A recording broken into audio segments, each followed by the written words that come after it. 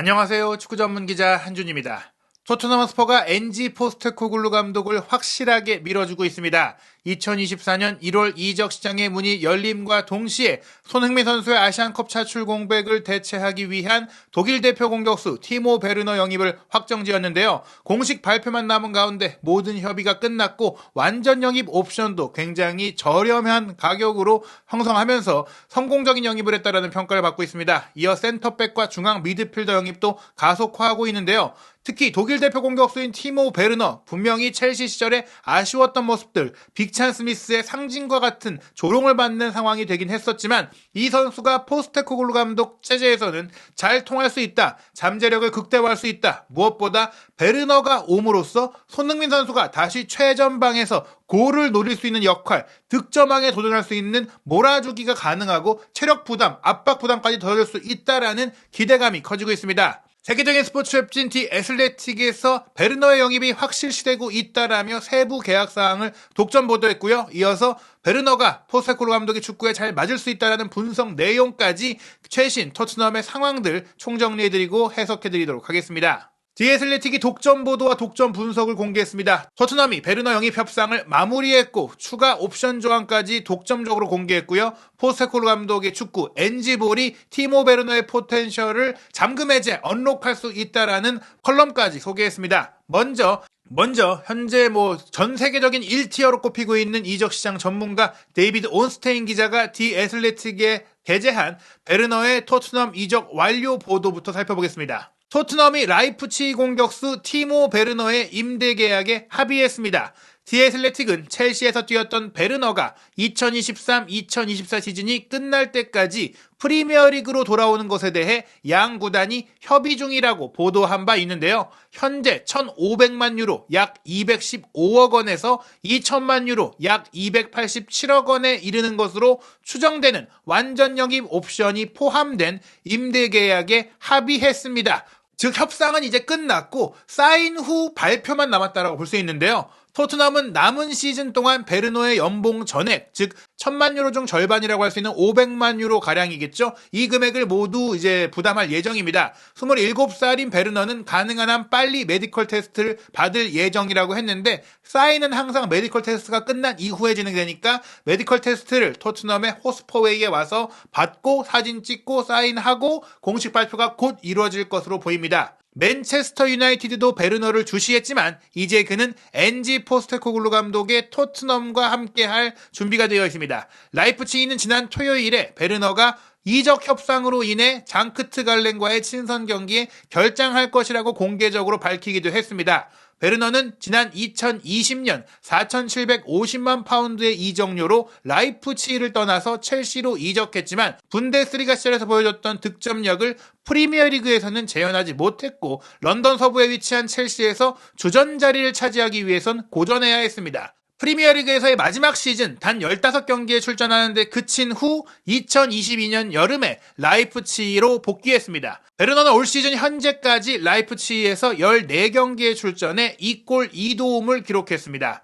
데이비드 온스테인 기자의 보도와 더불어 파브리치오 로마노, 이탈리아의 이적시장 전문가이자 현재 세계적으로 가장 널리 활동하고 있는 이적시장 전문기자인 파브리치오 로마노가 히얼 위고를 띄웠는데요. 토트넘은 이미 티모 베르너의 메디컬 테스트를 예약했다. 즉 구단 간 협의가 끝나야 예약할 수 있잖아요. 의료진의 메디컬 테스트를 준비하라라고 공식적으로 전달이 됐다라는 것이고요. 이제 임대 계약의 협의는 끝났고 곧 마무리될 것이다. 그리고 베르너는 다음 주에 토트넘의 새로운 선수로서 훈련할 것이라고 한 게 유럽 시간으로 일요일에 나온 보도니까 즉 이번 주입니다. 이번 주에 베르너가 합류해서 훈련하고 경기를 준비할 것이라고 했고요. 로마노 역시 마찬가지로 토트넘이 자녀 시즌 베르너의 라이프치히 팀 내 최고 연봉인 이 돈을 다 부담하기로 했고 메디컬 테스트는 예약됐고 주말 중에 이동할 것이라고 했는데 베르너 본인 역시 포스테코글루 감독과 함께 훈련하는 것, 함께 일하는 것을 너무나 기다리고 있다. 기다리기 힘들다. 이렇게 좀 얘기하고 있다라고 하는데요. 익스클루시브를 달고 파브리치오 로마노는 자신이 컬럼을 교과하고 있는 커트 오프사이드를 통해서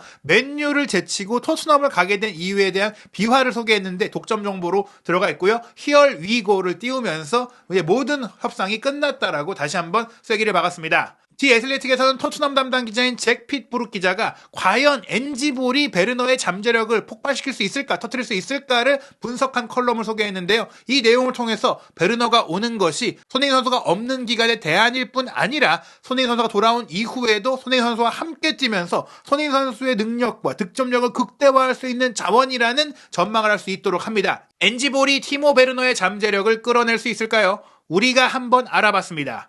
1월 이적 시장에서 항상 창의력을 발휘해야 했습니다. 선수단을 재건하는 것은 결코 쉬운 일이 아니며 토트넘은 수억 파운드를 투입하지 않고도 3명의 선수를 영입하려고 합니다. 항상 상상력과 용기가 필요했습니다. 하지만 토트넘이 이 정도로 창의적일 것이라고 예상한 사람은 많지 않았을 겁니다. 현대 축구의 이적 시장에는 놀라운 일들이 많지만 토트넘이 라이프치히의 티모 베르너를 영입할 수 있는 완전 영입 옵션이 포함된 임대 계약을 완료했다는 소식은 그중 하나입니다. 베르너에 대한 피할 수 없는 사실, 지금이라도 직시하는 것이 좋을 수도 있는 그 사실은 그가 이미 한 번 잉글랜드 축구에 도전을 했지만 영향력을 발휘하지 못했다는 일인데요. 2019-2020 시즌 독일 분데스리가에서 28골을 넣으며 유럽 최고의 젊은 공격수 중 한 명으로 평가받던 베르너는 2020년에 첼시가 라이프치히에 4,750만 파운드, 한국 돈으로 794억 원을 지불하면서 영입한 바 있습니다. 당시 첼시는 리버풀과 치열한 영입 경쟁 끝에 영입에 성공했고 그 첼시의 베르너 영입이 여름 이적 시장의 쿠데타 중 하나로 느껴졌는데요. 독일 출신의 클롭 감독이 베르너를 원했기 때문에 베르너가 리버풀로 가는 게 당연시되는 분위기였는데 리버풀이 이제 팀의 재정적인 상황과 선수단 정리 상황 문제 때문에 최전방 공격수를 영입하기 위한 시간이 조금 더 지체됐고 그러다가 첼시에게 빼앗긴 셈이 됐습니다. 그리고 첼시가 새로운 최전방 공격수를 영입하는데 성공을 했는데요. 일이 잘 풀리지 않았습니다. 베르너는 첫 시즌에 첼시의 주전 공격수로 활약했지만 프리미어리그에서 6골을 넣는데 그쳤습니다. 그래도 챔피언스리그 결승전에는 선발 출전했고 우승 트로피를 들어 올렸기 때문에 무시할 수는 없는 활약이었다고 할 수 있는데요. 그 다음 시즌에는 출전 시간이 절반으로 줄어든 가운데 리그 득점이 4골에 불과했습니다. 스탠포드 브리지에서 첼시에서 뛰는 내내 베르너는 골문 앞에서 고전했고 또 골을 넣을 때마다 오프사이드가 선언되는 불운한 습관을 보이면서 자신이 그곳에 속해 있다고 믿지 않는 모습, 공격수로서 신념, 자신감을 얻지 못하는 모습을 보였습니다. 결국에 첼시는 2022년 여름에 영입했던 금액보다도 훨씬 낮은 금액, 손해를 감수하고 라이프치히로 베르너를 다시 팔아야 했는데요. 좋은 스트라이커들이 첼시에 가서 인상을 남기지 못하는 것은 사실 새로운 일은 아닙니다. 베르너보다 더 뛰어났던 선수들 중에 상당수가 스탠포드 브리지에 발을 들여놓고 부진했던 역사들이 있습니다. 우크라이나의 안드리 셰프첸코, 스페인의 페르난도 토레스, 브라질의 알렉산드리 파투, 콜롬비아의 라다말 팔카오, 아르헨티나의 곤살로 이과인, 스페인의 알바로 모라타, 벨기에의 로멜로 루카쿠 등이 있습니다. 이 선수들 대부분이 물론 황혼기에 이르러서 첼시에 입단하긴 했지만 베르너가 24살에 한창 나이에 입단했던 사실, 그래서 베르너가 조금 더 안 좋은 평가를 받는 것은 인정해야 할 텐데요. 베르너가 첼시에서 실패한 선수라는 평판은 공평하든 그렇지 않든 항상 잉글랜드 축구계에 남아있을 것입니다. 어떤 사람들에게는 이것이 토트넘과 첼시, 이 클럽 간의 농담 재료가 될 수도 있는데요. 일각에서는 최근 몇 년간 첼시 출신 감독인 주제 무리뉴와 안토니오 콘테 감독의 값비싼 토트넘에서의 실패 이후 토트넘이 또 다른 첼시 출신을 영입해서 실패하는 거 아니냐고 지적을 하고 있습니다. 지난해에 토마스 투헬이나 그레이엄 포터가 토트넘의 새로운 감독 후보로 거론됐을 때 오히려 첼시와의 인연이 팬들의 여론 때문에 불리하게 작용했을 것이라는 소문도 있었는데요. 토트넘이 선임할 수 있는 전직 첼시 감독의 숫자에는 제한이 있고 이제는 아마도 한계에 이르렀기 때문에 선수밖에 남지 않았다라고 볼 수 있습니다. 하지만 현실적으로 이 모든 일들이 베르너가 현재 토트넘의 나쁜 영입이 될 것이라는 의미만은 아닙니다. 스콧 파커처럼 첼시 출신 선수 중에 일부는 토트넘에서 완벽한 활약을 펼친 바가 있고요. 또 베르너와 가장 잘 비교할 수 있는 선수는 14년 전 1월에 해리 레드넥 감독 시절에 토트넘이 임대로 영입했던 아이슬란드 공격수 아이두르 구두연센입니다. 구두연센이 갖고 있는 경험은 그 시즌에 토트넘이 4위를 차지하는 데 큰 도움이 되었는데요. 따라서 베르너가 올 시즌 후반기에 들어와서 많은 골을 넣을 수 있다는 기대가 특별히 높은 일이 아닐 수도 있습니다. 베르너가 2020년에 라이프치히를 떠난 이후 한 시즌 동안 리그에서 2자릿수 골을 넣은 적이 없는 것은 아쉬운 대목인데요. 하지만 돌이켜보면 베르너가 자신의 개인적인 기대 득점 값을 크게 뛰어넘었던 2019-2020 시즌이야말로 아마도 그것이 추세라기보다는 일회성인 활약이었다고 봐야 할 것 같습니다. 하지만 지난 금요일 밤 번리와의 FA컵 3라운드 경기에서 토트넘이 공격적으로 고전하는 모습을 보면서 지금 당장 공격진에 다른 옵션이 필요하다는 것을 알 수 있었습니다. 당시 번리와의 경기는 손흥민 선수가 한국 대표팀의 주장으로 아시안컵에 차출된 토트넘의 첫 번째 경기였는데요. 만약 한국이 카타르에서 열리는 아시안컵의 결승전에 진출하고 우승 후보로 꼽힌다면 손흥민 선수는 2월 중순까지 자리를 비우게 됩니다. 이는 토트넘이 맨체스터 유나이티드, 브렌트포드, 에버턴, 브라이턴과의 리그 경기는 물론 FA컵 4라운드 경기까지도 결장한다는 것을 의미하는데요. 그렇기 때문에 토트넘의 공격 옵션은 빈약합니다. 특히 번리전엔 더욱더 그 문제가 컸는데요.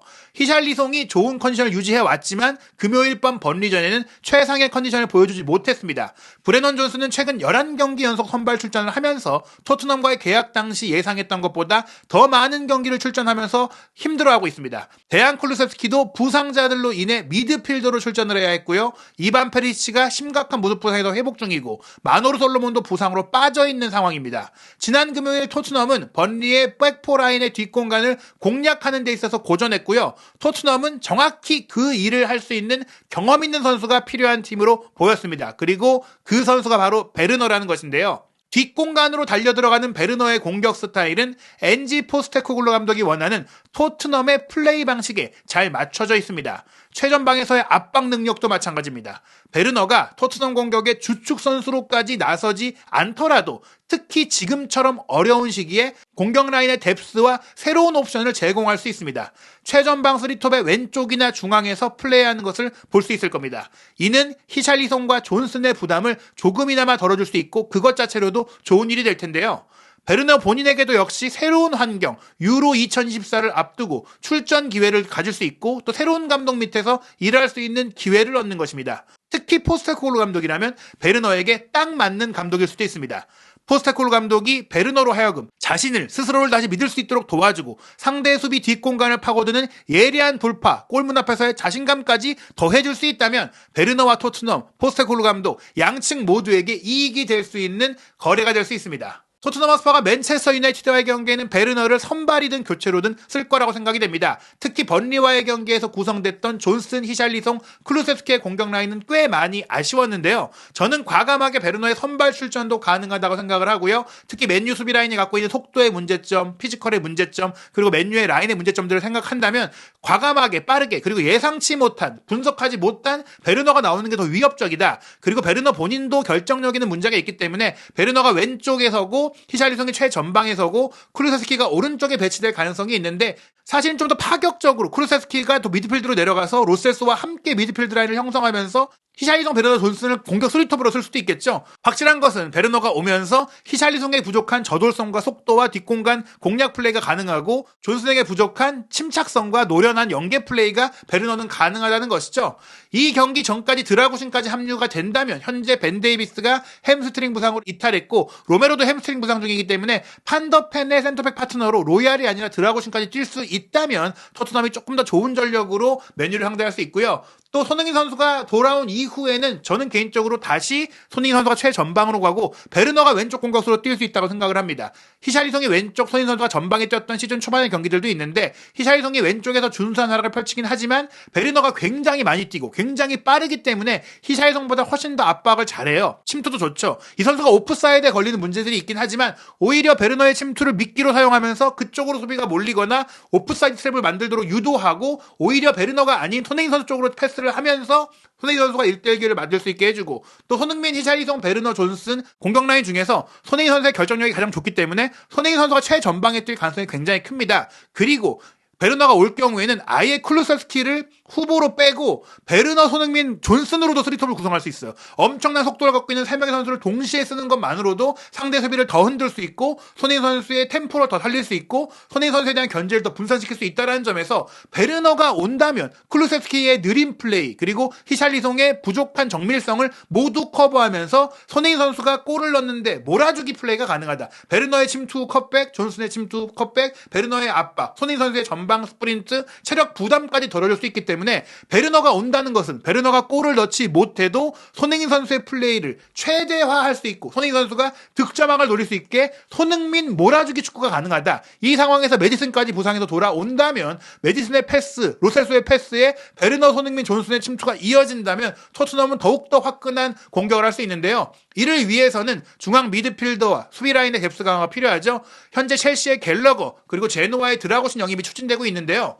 베르너의 협상이 마무리된 이후 로마노 기자는 토트넘이 이제는 드라구신 영입을 마무리하는데 모든 집중을 다하고 있다고 했고요. 파이널 스테이지다. 협상의 마지막 단계까지 진전이 됐고 매우 긍정적이다라고 하면서 나폴리가 끼어들었지만 드라구신이 프리미어리그 토트넘을 선호하고 있기 때문에 조만간 마무리가 될 것이다. 구두 합의는 이미 끝났다라고 소개했습니다. 여기에 토트넘은 올 여름 이적 시장에 여전히 오랫동안 관심을 보여왔던 본머스의 잉글랜드 수비수 로이드 켈리 영입도 추진하고 있는데요. 팀 내 홈그로운 선수 충족과 또 장기적인 수비라인 개편을 위해서 더블 스쿼드 구축, 다음 시즌에는 유럽 대항전에 나갈 가능성이 크기 때문에 드라구신뿐 아니라 켈리까지 데려와서 판더펜 로메로 드라구신 켈리로 켈리가 왼쪽 센터백, 드라구신이 오른쪽 센터백이 가능한 왼발 오른발 자원이기 때문에 더욱더 강력한 팀이 될 수 있습니다. 한편 에릭 다이어의 바이에른 뮌헨 이적 협상이 매듭지어지지 못하고 있는데요. 바이에른 뮌헨이 파리 생제르맹의 무키엘레 선수 영입을 위해서 제안을 했다고 합니다. 하지만 이 제안은 아마도 파리가 거절할 가능성이 높다. 파리도 이 선수를 주전으로 쓰고 있지는 않지만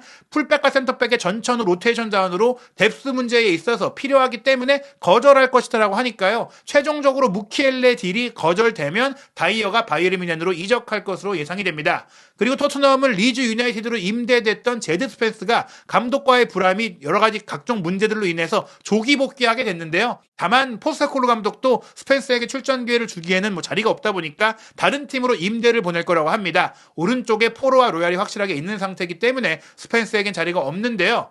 토트넘 핫스퍼는 손흥민 선수가 없는 동안 베르너 영입 그리고 드라구신 영입 추진, 갤러거 영입 추진을 통해서 더욱더 두터운 팀으로 어려운 시기에 대처하고 있습니다. 1월 15일 월요일 새벽 1시 30분 맨체스터 유나이티드와 원정 경기로 프리미어리그 21라운드 경기 치르고요. 1월 27일 주말에는 FA컵 32강전이 열리는데 FA컵 3라운드 경기가 모두 끝나고 대진 추첨이 이루어지거든요. 어떤 팀과 만나게 되는지 확정되는 대로 일정이 나오는 대로 소개해드리도록 하겠습니다.